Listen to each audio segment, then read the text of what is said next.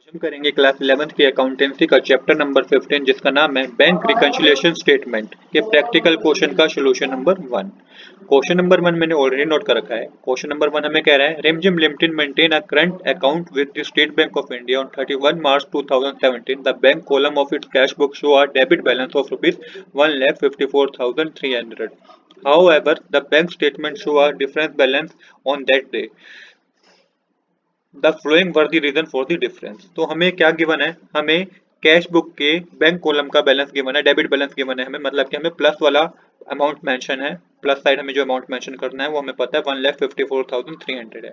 But क्या हुआ कि बैंक कॉलम कैश बुक का और बैंक स्टेटमेंट का बैलेंस आपस में मैच नहीं कर रहा, तो हमें कुछ ट्रांजेक्शन गिवन है जिसको हमें प्रॉपर प्लस आइटम में आएगी कि वो कि माइनस आइटम में आएगी, हमें ये बताना है। चलिए एक बार रूल को समझ लेते हैं। हम जो केस कर रहे हैं वो केस 1 है when debit balance favourable balance होता है जो कि हमें कैश बुक का गिवन है। ये जो मैं रूल बता रहा हूँ आपको इसी कंडीशन में अप्लाई करना है जब आपको क्वेश्चन में debit balance as per the cash book given हो, जैसे कि मैंने बताया कि इस क्वेश्चन में हमें 1,54,000 समथिंग गिवन है। अब इसको समझिएगा, हमारे पास दो बुक होती है, कैश बुक और पासबुक। तो इस केस में हमें क्या करना है, हमें कैश बुक के बैलेंस को पासबुक तक ले जाना है। अगर पासबुक का बैलेंस इंक्रीज हो रहा है, कैश बुक के बैलेंस को प्लस कर दीजिए, उस अमाउंट को क्या कर दीजिए, प्लस साइड दिखा दीजिए। अगर पासबुक के बैलेंस डिक्रीज हो रहा है तो कैश बुक के बैलेंस को माइनस साइड दिखा दीजिए। बस इतनी सी बात है। ये आपको पता कैसे चलेगा, ये आपको ट्रांजैक्शन पढ़ के पता चल जाएगा कि कैश पासबुक का बैलेंस इंक्रीज हो रहा है कि डिक्रीज हो रहा है। पर्टिकुलर ट्रांजैक्शन पढ़ के आपको ये पता चल जाएगा। आप ये भी कर सकते हैं कि अगर आपको कोई ट्रांजैक्शन दे दी है तो आप ये देखिए कि वो ट्रांजैक्शन पहले इंपैक्ट किस साइड करेगी, क्या वो कैश बुक में इंपैक्ट पहले करेगी कि पासबुक में इंपैक्ट करेगी। आप समझिए, यदि आपको पता चल गया कि वो कैश बुक में पहले इंपैक्ट करेगी, अब देखिए कैश बुक का बैलेंस इंक्रीज होगा कि डिक्रीज होगा। अब आपको पता चल गया कैश बुक का बैलेंस इंक्रीज होगा, उस पर्टिकुलर ट्रांजैक्शन के अमाउंट को माइनस आइटम में डालेगा। आपको पता चला कैश बुक का बैलेंस डिक्रीज होगा तो उस पर्टिकुलर ट्रांजैक्शन को प्लस आइटम में डालेगा। सेम इसी तरीके से आपको पता चला कि ट्रांजैक्शन अमाउंट आपका पासबुक का इंक्रीज हो गया तो उस पर्टिकुलर आइटम को प्लस आइटम में डाल लीजिएगा, और सेम इसी तरीके से पासबुक का बैलेंस आपका डिक्रीज हो गया तो उस पर्टिकुलर आइटम को माइनस आइटम में डालेगा। ये कैसे पता चलेगा, ये ट्रांजैक्शन पढ़ के ही आपको पता चलेगा। चलिए अब क्वेश्चन करते हैं अपने। मेन रीजन जो आपको ध्यान में रखना है, कैश बुक के बैलेंस को पासबुक तक ले जाना है। अब पासबुक का बैलेंस जो होगा, डिक्रीज हुआ तो माइनस कर देना है, इंक्रीज हुआ तो प्लस कर देना है। नहीं तो आप ये कंसेप्ट भी याद कर सकते हैं जो मैंने यहाँ पे आपको बताया है। चलिए इसका आप एक नोट बना लीजिए अपनी नोटबुक में, तो आपको इजी होगा इस तरह के क्वेश्चन को करने में जिसमें हमें debit balance as per the cash book given होगा। तो क्वेश्चन पहले जो कह रखा है, हमें क्या रखा है कि on 31 March 2017 the bank column of its cash book show a debit balance of ₹1,54,300। तो मतलब कि हमें केस 1 गिवन है कि जिसमें कैश बुक का हमें डेबिट बैलेंस गिवन है, तो आप यहाँ पे लिखिए debit balance as per the cash book और प्लस के आइटम में लिख दीजिए अमाउंट को 1,54,300। अब आपको one by one transaction pick करनी है, देखना है कि वो ट्रांजैक्शन किस में पहले आएगी, क्या वो कैश बुक में आएगी कि पासबुक में आएगी, उसके अकॉर्डिंग ही आपको डिसीजन लेना है। पहली ट्रांजैक्शन हमें क्या रखी है, cheque deposit but not yet credit by the bank. Business ने बैंक में चेक डिपॉजिट कर दिया है बट वो अभी तक क्या हुआ, बैंक में क्रेडिट नहीं हुआ है, बैंक में उसकी कोई एंट्री नहीं हुई है। अब देखिए कि पहली एंट्री किसने रिकॉर्ड की होगी, पहली एंट्री बिजनेस ने अपने कैश बुक में रिकॉर्ड की होगी, राइट। तो कैश बुक का बैलेंस क्या होगा, बढ़ गया होगा। कैश बुक का बैलेंस क्या होगा, बढ़ गया होगा। तो पर्टिकुलर अमाउंट को आप किस साइड मेंशन कर देंगे, आप माइनस आइटम में मेंशन कर देंगे। तो यहाँ पे लिखिए वन ट्रांजैक्शन करके cheque deposit but not credit by the bank और माइनस आइटम में दिखा दीजिए 75,450। इसका एक और तरीका भी है, ये तो मैंने आपको ट्रिक बताई। तरीका जो इसका है, रूल जो है इसका है, आप देखिए कि इस ट्रांजैक्शन से क्या हुआ कि कैश बुक का बैलेंस बढ़ा है, पासबुक का बैलेंस नहीं बढ़ा, पासबुक का बैलेंस उतना ही है। मतलब पासबुक का बैलेंस कम हो गया कैश बुक से। इसका मतलब है कि हमें कैश बुक के बैलेंस को कहाँ तक ले जाना है, पासबुक तक ले जाना है, तो हमें माइनस करना होगा। इसका जो मेन रीजन है वो यही है कि हमने इसको माइनस आइटम में डाल दिया। दोनों तरीके सही हैं। ये तो एक ट्रिक है जो मैं आप मेरे को देख रहे, आप ये स्क्रीन पे देख रहे हैं, एक ट्रिक है कि जिसकी रीजन से हम जल्दी अपने इस क्वेश्चन को कर पाएंगे। सेकंड जो है ट्रांजैक्शन है वो है cheque issue but not yet presented for payment. Cheque issue कर दिया है बट वो अभी तक पेमेंट नहीं, हमारे अकाउंट से पेमेंट नहीं निकली है 80,460 रुपीज की।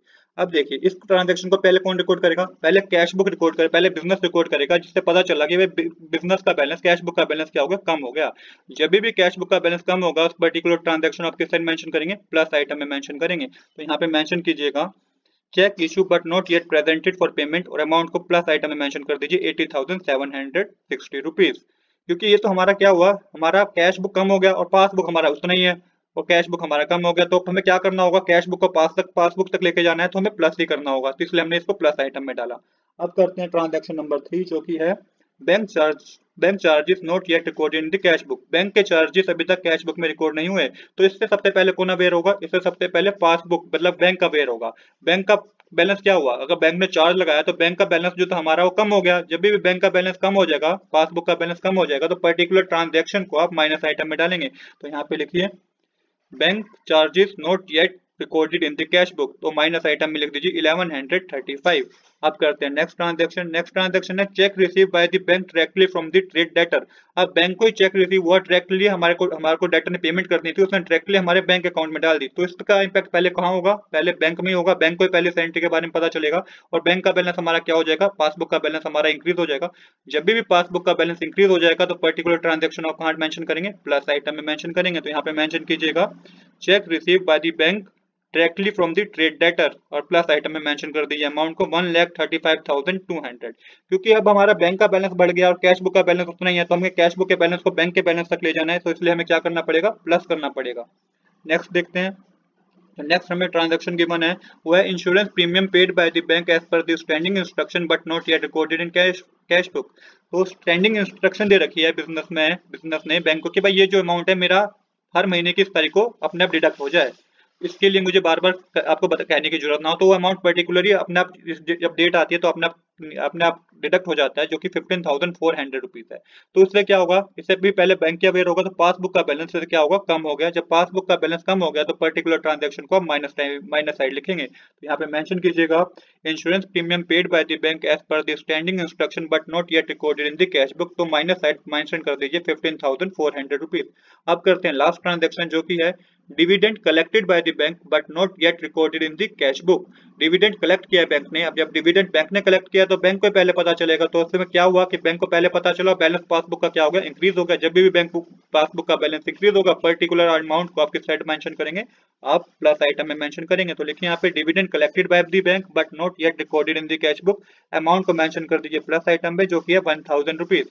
अब आपको करनी है टोटल करना है प्लस आइटम का और माइनस आइटम का, तो प्लस आइटम का टोटल करके हमारे पास आएगा 3,71,260 और माइनस आइटम का टोटल करके हमारे पास आएगा 91,985। अब देखिए जब हमने इतना कर लिया, अब हमें करनी है इसकी हमें पता करना है क्रेडिट बैलेंस एज पर दी पासबुक। अब हमें क्रेडिट बैलेंस एज पर दी पासबुक पता करना है, तो यहाँ पे लिखेगा क्रेडिट बैलेंस एज पर दी पासबुक। कैसे पता चला हमें क्रेडिट बैलेंस एज पर दी पासबुक पता करना है, यहाँ पे डेबिट बैलेंस भी आ सकता है। अगर यहाँ पे माइनस साइड ज्यादा होती प्लस साइड से तो ये डेबिट बैलेंस एज पर दी पासबुक आता है, बट मेरी प्लस साइड ज्यादा है माइनस वाले आइटम से, तो मैंने लिखा है क्रेडिट बैलेंस एज पर दी पासबुक। तो दोनों को माइनस करेंगे और जिस साइड का अमाउंट ज्यादा है आपको उस पर्टिकुलर कॉलम में लिख देना होगा 2,79,275। ये अमाउंट आया जब 3,71,260 में से 91,985 माइनस करेंगे तो 2,79,275 आएगा। तो आई होप आपको ये वीडियो अच्छी लगी होगी। If you like this video please to subscribe this channel. Thanks for watching.